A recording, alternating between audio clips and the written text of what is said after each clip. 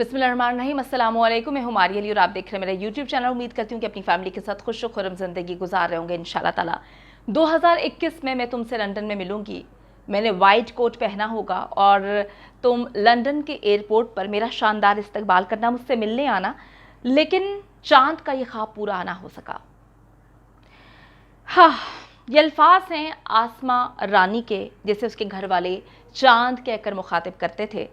और ये सारे अल्फाज जो उसने अपनी बहन जो कि लंदन में मुकीम है सफ़िया से कहे थे, लेकिन ये सारे के सारे ख्वाब ही रह गए। किसी ने ना सिर्फ आसमा रानी से उसके ख्वाब छीन लिए, बल्कि वो अपने इलाके की, अपनी जगह जहाँ पर वो पैदा हुई, वहाँ के लोगों की खिदमत करना चाहती थी। किसी भी इंसान को ये हक नहीं है कि वो किसी की ज़िंदगी के ख्वाब कि उससे ज़िंदगी छीन ले। लेकिन अब ऐसा लगता है कि पाकिस्तान में तो ये मामूल की बात बन चुकी है कि अगर आप किसी को पसंद नहीं करते या आप किसी से रिश्ते से इनकार करते हैं तो वो इंसान जानवरों की तरह आपको मार देता है।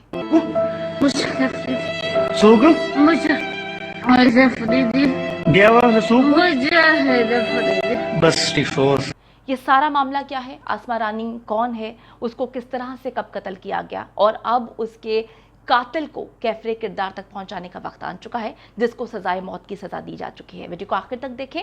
जिसने अभी तक मेरा यूट्यूब चैनल सब्सक्राइब नहीं किया वो कर लीजिएगा। साथ ही साथ बेल के आइकन पर क्लिक करें ताकि सवाल से जितनी वीडियोस आप लोगों के लिए बनाती हूँ आप लोगों को बर वक्त मिलती रहे।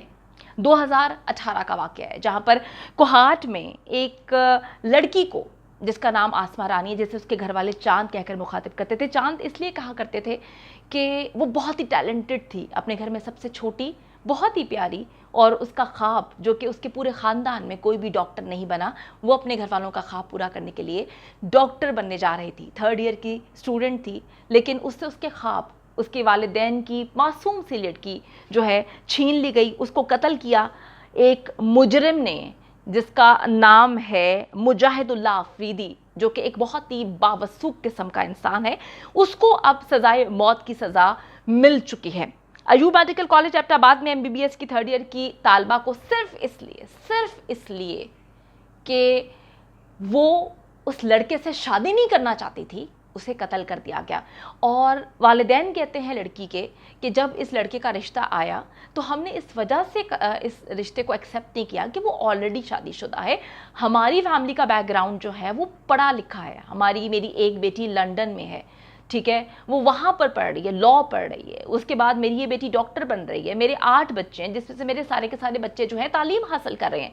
और जो बेहतरीन वालिदैन होते हैं ना, वो समन अब्बास जैसे वालिदैन नहीं होते। जो बेहतरीन और पढ़े लिखे सुलझे हुए माशरे में आला मकाम रखने वाले वालिदैन होते हैं ना, वो अपनी औलाद से पूछते हैं कि आया ये रिश्ता आया है, तुम यहाँ पर शादी करना चाहती हो या नहीं। तो जब उन्होंने अपनी बेटी से पूछा तो ये बात ही नहीं बनती थी। वो पहले से शादीशुदा था, लड़की के ख्वाब जो है वो डॉक्टर बन के अपने इलाके की खिदमत करने के थे। उन्होंने रिश्ते से इनकार कर दिया। आसमा रानी ने मरने से पहले एक वीडियो पैगाम जारी किया है, जिसने हर इंसान जिसके पास दिल है, जो दिल रखता है, जो एहसास रखता है माशरे में जो गलत हो रहा है उस पर आवाज़ बुलंद करने वाला इंसान है, वो झंझोड़ कर रख दिया उस वीडियो ने। जहाँ पर मरने से पहले उसके भाई ने उससे पूछा कि आसमा तुम्हें किसने मारा, तो उसने बताया कि मुजाहिदुल्लाह अफरीदी का नाम बताया। मरते हुए बयान की पूरी दुनिया में बहुत ज़्यादा इंपॉर्टेंस होती है, बहुत अहमियत होती है कि एक मरता हुआ इंसान जो है बता रहा है कि मेरा कातिल कौन है, मुझे मारा किसने। लेकिन हम तो पाकिस्तान में रहते हैं। पाकिस्तान में तो अगर कोई इंसान जान का खतरा है, जैसे कि मायरा जुल्फ़िकार है, वो बार बार पुलिस के पास जाके कहती है मेरी जान का खतरा है, रिटन कंप्लेंट लिख के देती है कि मेरी ज़िंदगी को खतरा है, तो हम तो भाई मरने का इंतज़ार करते हैं ना। हमने तो मायरा जुल्फ़िकार को जो है एक पुलिस वाला नहीं मुहैया किया कि यार उसकी जान को खतरा है, वो मर जाएगी तो क्या हो जाएगा, इंसान ही मरेगा ना। तो इंसान तो पाकिस्तान में दिन दिहाड़े लोगों को मार देते हैं, पुलिस वाले इतने इंसानों को मार देते हैं, क्या फ़र्क पड़ता है। तो पाकिस्तान में तो इंसान की जान की कीमत ही नहीं है। ये तो बाहर के मुल्क है जहाँ पर ना सिर्फ इंसान की जान की कीमत है, वो तो जानवरों की जान की कीमत भी रखते हैं। वहाँ पे तो उनका भी एहसास किया जाता है। लेकिन पाकिस्तान में तो इंसान की कोई अहमियत ही नहीं।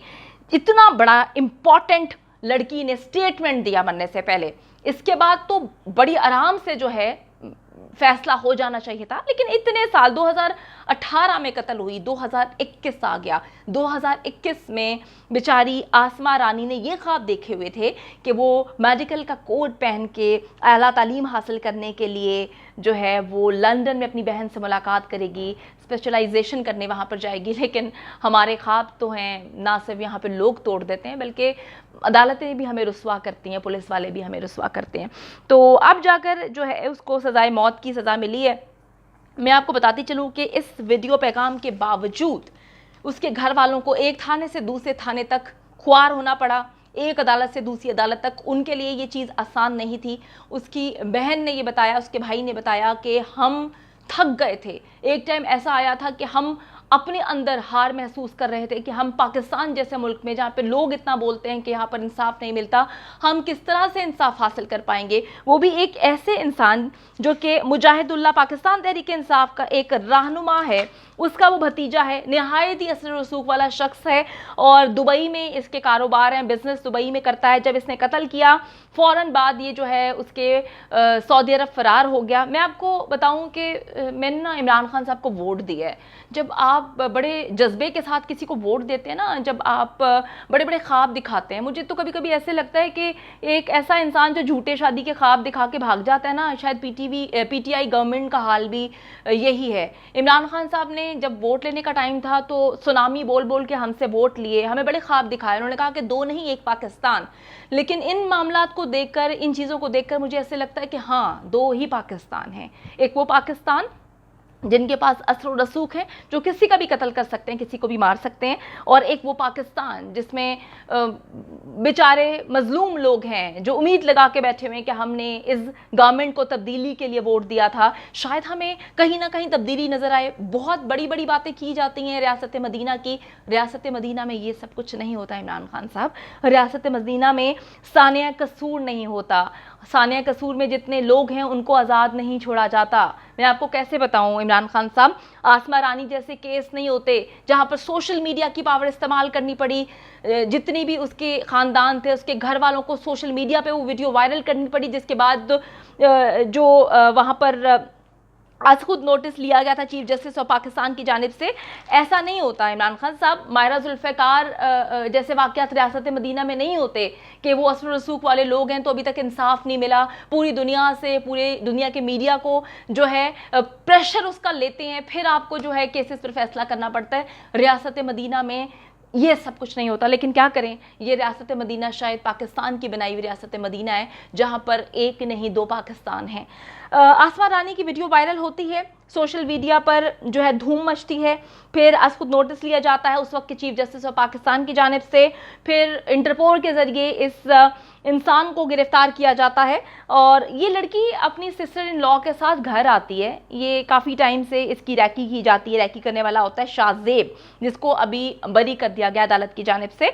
ये रैकी करके बताता है अफरीदी को कि जी इस वक्त लड़की अपने घर पे है। अफरीदी आता है, मुजाहिद अफरीदी उसको वहाँ पर गोलियाँ मार के कत्ल कर देता है। पाकिस्तान से फरार कराने में भी शाहजेब का हाथ है और हमारे सिस्टम पर तो सवालिया निशान है। डेफिनेटली हमारे सिस्टम पे तो हंसी आती है कि बहुत सालों बाद इनको ख्याल आया कि मुजाहिद अफरीदी को जो है सजाए मौत मिलनी चाहिए, लेकिन उसके दोनों साथी जिन्होंने सहूलतकार का काम अंजाम दिया इसके साथ, उन दोनों को बरी कर दिया गया है। रानी के भाई की जानिब से कहा गया कि ये पहले से शादीशुदा था इसलिए हमने शादी नहीं करनी थी।